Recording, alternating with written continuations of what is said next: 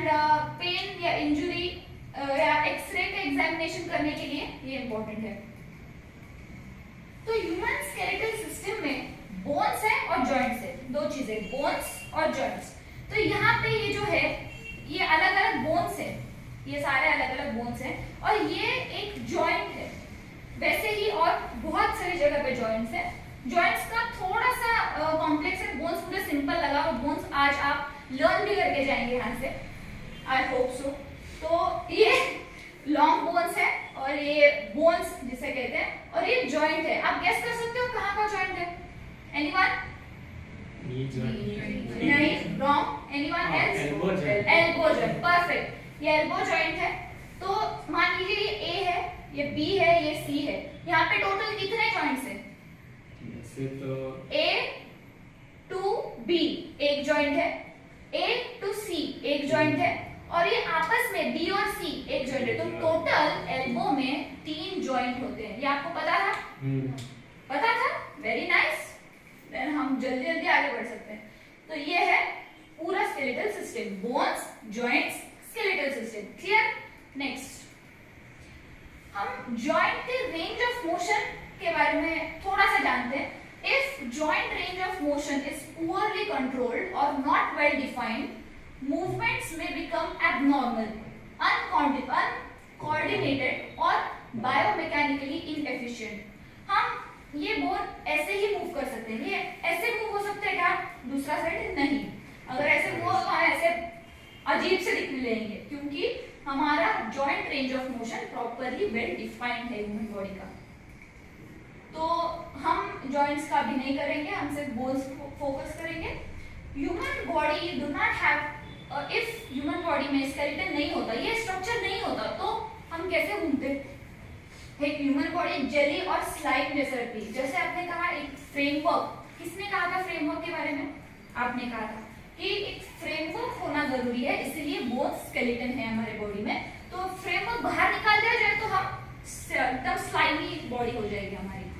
Protection नहीं होगा organs का, brain, spinal cord, heart, lungs etcetera.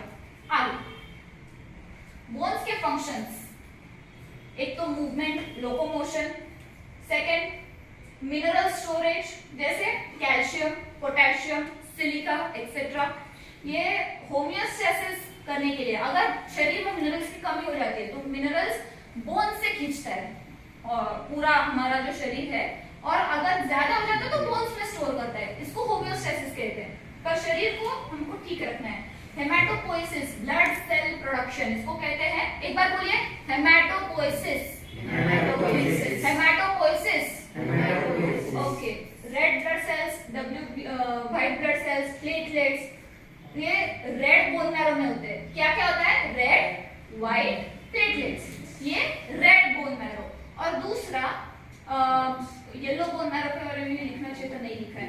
Fat storage, हाँ ये लिखा है, fat storage and regulation bye yellow bone marrow. Fat storage and regulation bye yellow bone marrow, ये support and protection देता है। अब बोन के सेल्स जो है वो bone cells manage bone formation, resorption, maintenance through a balance of specialized cells, all working together for remodeling and strength. There are total 4 types of bone cells. ये आप बस go through करिएगा, इतना इसको लर्न करने की इतनी जरूरत नहीं है। बोन्स के बारे में लर्न करना ज्यादा जरूरी है। ऑस्टियोब्लास्ट्स जो बिल्ड करते हैं, ऑस्टियोसाइट्स जो मेंटेन करते हैं, ऑस्टियोक्लास्ट्स जो ब्रेक डाउन करते हैं ओल्ड बोन सेल्स को, and osteoprogenitor cells, osteoprogenitor cells जो कि स्टेम सेल्स होते हैं। ठीक है, तो pro, clast, cyte, blast. Memory trick, pro, blast, cyte, clast, start, build, maintain, break. Okay, ये बोन सेल्स इतने होते हैं। नेक्स्ट, अब बोन सेल्स में ossification or osteogenesis is a process where bone tissue is formed by cells called osteoblasts, involving the laying down of a collagenous matrix, osteoid, that later hardens with minerals like calcium, occurring during development development and bone repair. ये थोड़ा एक theoretical part है, आप इसको चाहे तो note down कर लीजिए और बार बार आप इसको पढ़िए, आपको समझ में आ जाएगा कि क्या लिखा है, हर एक चीज का मीनिंग, मैट्रिक्स क्या होता है वगैरह वगैरह। तो ये सेल्स जो है 4 सेल्स मैंने बताए थे वो ऐसे दिखते हैं। जो प्रोजेनिटर सेल्स मैंने बोला था वो ऑस्टियोजेनिक सेल्स भी बोलते हैं उसको। अब कुछ इंपॉर्टेंट सवाल जो हर एक के मन में कभी ना कभी तो आए होंगे बीइंग नेचुरोपैथी स्टूडेंट्स, कि बोन अंदर से दिखता कैसे है, ऐसे दिखता है। बोन के मेजर डिसीजेस क्या है देखेंगे हम। फूड्स क्या है बोन फ्रेंडली, जैसे ब्रेन फ्रेंडली फूड्स होते हैं, मसल फ्रेंडली होते हैं, वैसे बोन फ्रेंडली क्या होते हैं। बोन नेचुरोपैथी थेरेपी से कैसे रिलेट है। फिर बोन्स क्रैकिंग, ये जो हम बोन क्रैकिंग करते हैं ये रेगुलरली हमें करना चाहिए, ये इससे बोन्स वीक होते हैं ओवर टाइम या कुछ फर्क नहीं पड़ता। और एनिमल मिल्क बोन्स के लिए सबसे बेस्ट कैल्शियम सोर्स है, ये मिथ है या फैक्ट है, ये सब हमें पता चलेगा बाद में। ह्यूमन स्केलेटन के क्लासिफिकेशन के बारे में हम बात करते हैं। तो ह्यूमन स्केलेटन के 2 क्लासिफिकेशन है, एक तो अपेंडिकुलर स्केलेटन, दूसरा एक्सियल। हाथ ऊपर करिए दोनों, हाथ और पैर, ये हो गया अपेंडिकुलर स्केलेटन। क्या है appendicular skeleton, hands down. Axial skeleton मतलब यहां से यहां तक, एक्सियल स्केलेटन जो आपको दिख रहा है। ओके, अपेंडिकुलर एंड एक्सियल, इतना क्लियर है, ये कभी नहीं भूल सकते आप, appendicular and axial. Next, appendicular skeleton में टोटल 126 बोन्स होते हैं, 126, you can note it down. Appendicular skeleton dash 126, फटाफट come on. Upper limbs and lower limbs, जैसे हमने देखा अपर लिम्स जो है वो 64 है, लोअर लिम्स 62 है, 2 कम, 64 एंड 62। ओके, अपर लिम्स मतलब ये जो पार्ट है ना पीछे का हमारा, जिसको एक ट्रायंगुलर शेप में आपको दिख रहा है, तो ये अपर लिम्ब का पार्ट है। एंड लोअर लिम्ब में ये जो पेल्विक गर्डल है ये लोअर लिम्ब का पार्ट है। ठीक है, अपर लिम्ब मतलब सिर्फ यहां से यहां तक हाथ नहीं होता, पीछे का पार्ट भी होता है, एंड लोअर लिम्ब में ये पार्ट भी इंक्लूडेड होता है। ओके, अब अपर लिम्ब के बारे में देखते हैं। रेड मतलब एक ही लिम्ब का काउंट है, ये एक लिम्ब, ये दूसरा लिम्ब, दोनों मिला के 64, ये टोटल काउंट है, बोल्ड में लिखा हुआ। तो पेक्टोरल गर्डल, ये जो अपर पार्ट है इसको कहते हैं पेक्टोरल गर्डल, पेक्टोरल गर्डल। तो क्लैविकल एंड स्कैपुला, इसको कहते हैं कॉलर बोन क्लैविकल। क्लैविकल कितना है, एक इधर टोटल 2, स्कैपुला एक इधर total 2, clavicle scapula pectoral girdle. आगे इसको शोल्डर जॉइंट होता है, यहाँ पे जॉइंट्स के बारे में बाद में। Pectoral girdle, shoulder joint. आगे आर्म, आप सब लोग टच करिए अपने आर्म को, ये आर्म है, इसको ह्यूमरस है, यहाँ पे 1 ह्यूमरस, 2 टोटल 2 हो गए। फिर एल्बो जॉइंट, एल्बो को टच करिए अपने, एल्बो जॉइंट। फिर फोरआर्म में 2 है, रेडियस और अल्ना। रेडियस कहाँ पे, अल्ना कहाँ पे, अंगूठे की तरफ रेडियस, करेक्ट, अंगूठे की तरफ। आप इसको मेमोरी ट्रिक कैसे कर सकते हो, सर्कल बनता है तो सर्कल में होता है रेडियस, तो this side is radius, this side is ulna, कभी आप नहीं भूल सकते, रेडियस एंड अल्ना। व्रिस्ट में कार्पल्स होते हैं, 8 होते हैं टोटल, तो हो गए 16, 8 और 8। देन हैंड में पाम मतलब सिर्फ इतना, मेटाकार्पल्स जिसको कहते हैं, फिर फिंगर्स, फैलेंजेस। एंड प्रॉक्सिमल में 5, प्रॉक्सिमल मतलब सबसे नीचे, मिडल मतलब मिड में यही है, मिड में यहाँ पे अंगूठे में नहीं है, सिर्फ यही है, ये 4 फिंगर्स यहाँ पे मिडल होता है, मिडल अंगूठे में नहीं होता। एंड डिस्टल इज फॉर सबसे ऊपर। ये है हमारा पूरा अपर लिम्ब। अब पेक्टोरल गर्डल में क्लैविकल ऐसे दिखता है, राइट एंड लेफ्ट। क्लैविकल आप फील भी कर सकते हो, कुछ लोगों का बहुत बाहर निकला हुआ होता है, कुछ लोगों का अच्छे से मसल से कवर्ड होता है। ये स्कैपुला लेफ्ट एंड राइट पीछे से ऐसे दिखता है, इसको ही स्पाइनल स्कैपुला कहते हैं।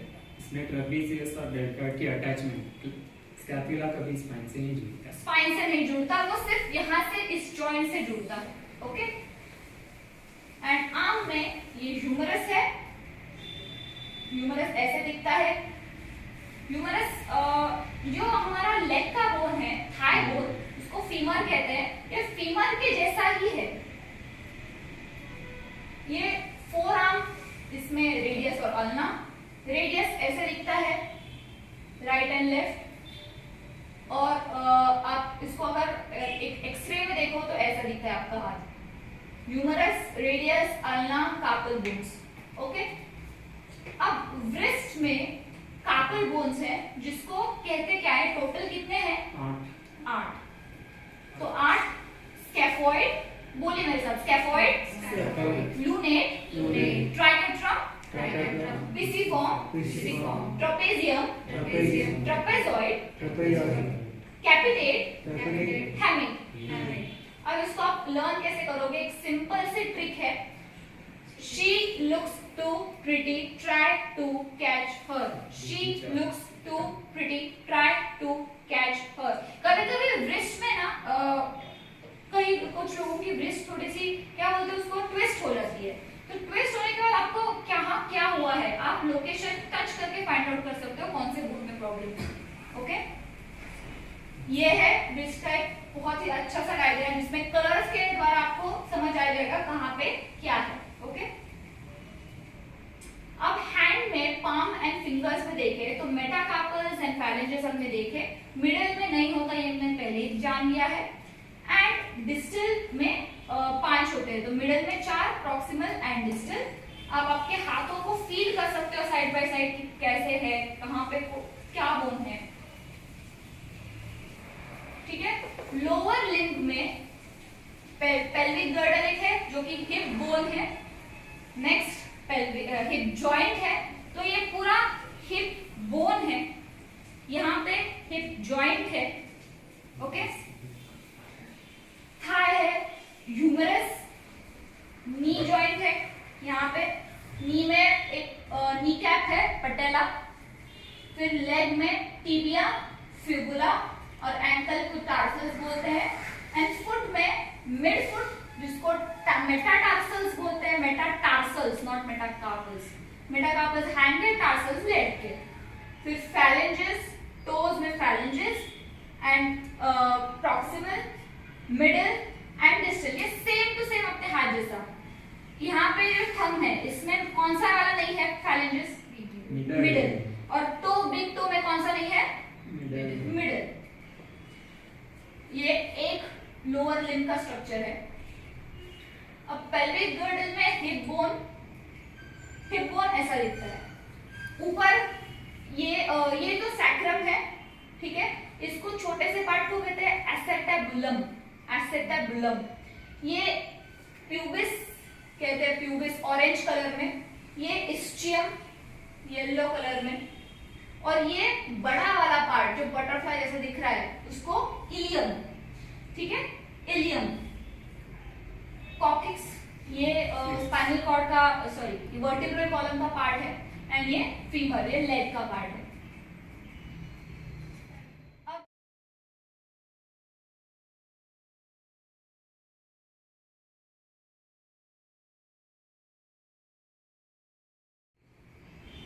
ह्यूमरस तो यहाँ पे, फीमर है।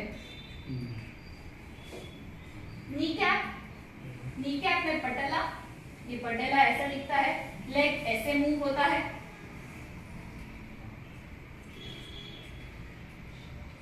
अब लेग के बारे में, टिबिया एंड फिबुला। तो टिबिया में राइट एंड लेफ्ट ऐसे है। जो टिबिया है ना, वो आगे की साइड है। तो हम जो यहाँ पे फील कर सकते हैं ना, गड़गी जिसे कहते हैं, वो है टिबिया। एंड बैक साइड में है फिबुला, जो कि बहुत पतला सा बोन है। ओके, एक्सरे में ऐसे दिखेगा आपका पैर।